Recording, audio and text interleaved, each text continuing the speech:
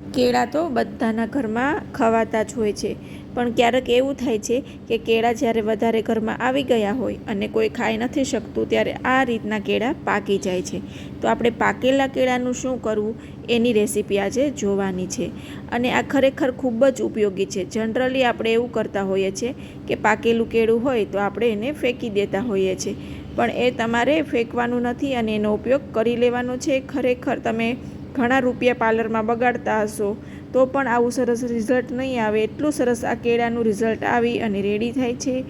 તો આ રીતે આપણે પાકેલા કેળાની છાલ ઉતારી લેવાની છે. ત્યારબાદ એને એક બાઉલમાં મેશ કરી લેવાનું છે, એટલે કે એકદમ આપણે એનો ચૂંદો કરી નાખવાનો છે.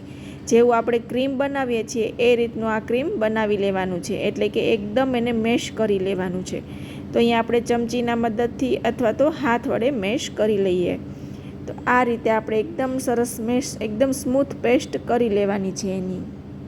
અહીંયા એકદમ સ્મૂથ પેસ્ટ બની અને રેડી છે. તો હવે એમાં આપણે ખાંડ લઈ લઈએ અને ખાંડ આ રીતે આપણે આખી જ લેવાની છે, એના દાણા રહેવા જોઈએ એ રીતે અહીંયા ખાંડ લેવાની છે અને એને સારી રીતે મિક્સ કરી લેવાનું છે.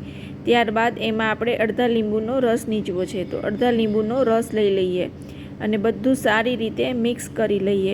તો આપણી એકદમ સરસ પેસ્ટ બની અને અહીંયા રેડી છે.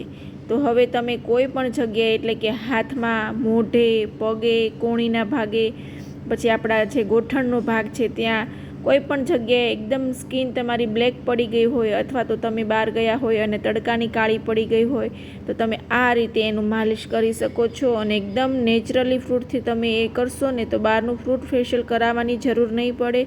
હવેથી કેળા પાકે ત્યારે તમે આ રીતે ટ્રાય કરજો, કેળાને ફેંકતા નહીં અને ઉપયોગમાં લઈ લેજો.